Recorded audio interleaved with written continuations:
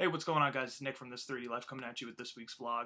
I just wanted to do a quick one this week before we get ready to go to PAX East this weekend and all the festivities. But I wanted to make this video last week, but I figured it would be a little more relevant to do the order last week, talk about that while the game was still fresh in everyone's minds. But last week, or the week before already, it was somebody's birthday, and I just want to do a quick little shout out. Happy birthday to the Vita.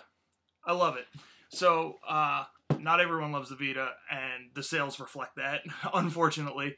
But if you look at kind of some of the statistics on the Vita, it's kind of shocking because, you know, the sales are pretty low, but the attach rate is psychotically high.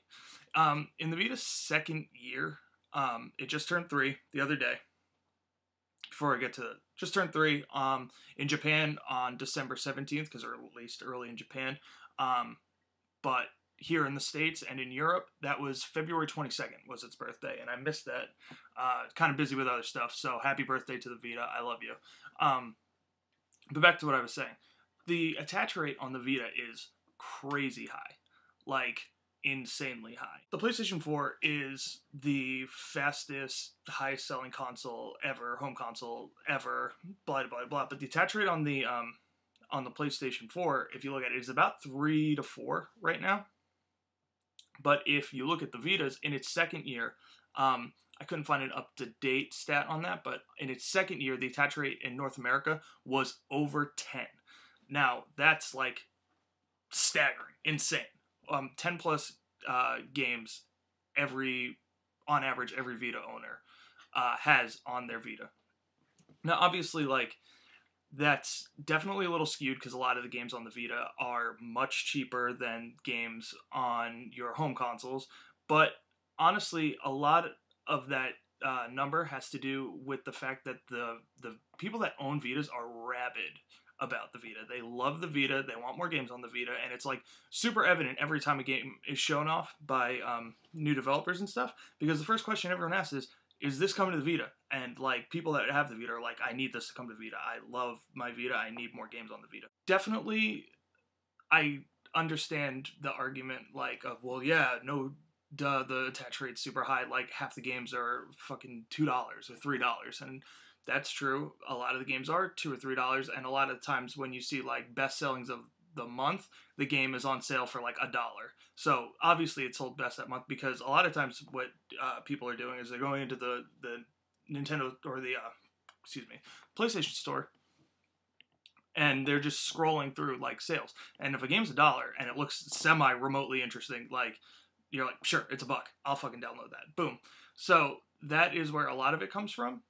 And I think a lot of the problems that the Vita has, I guess we'll get into this, is like in its next year, in its third year going into fourth year, what I would love to see from the Vita is just more concentration on not trying to bring the console experience on the go.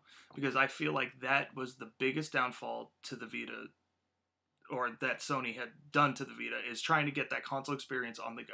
And that's why the Nintendo 3DS is so successful, is because Nintendo acknowledges that it is a handheld. It is a portable system, so they build portable games for the system.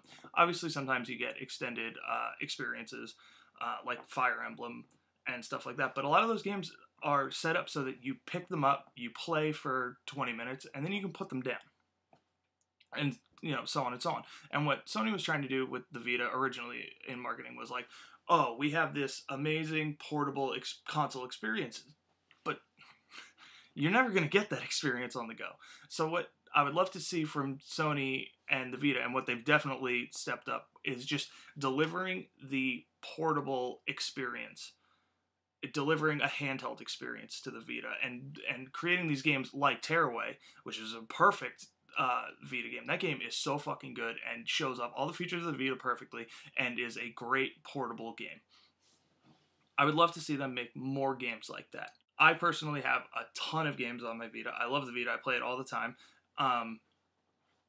And on top of that, like, if you are on the fence about getting a Vita, the great thing about the Vita is you can purchase the system and not have to buy any games, because if you go onto the store every month with PlayStation Plus, you can get obviously the 2 games that they put on for PlayStation Plus that are free.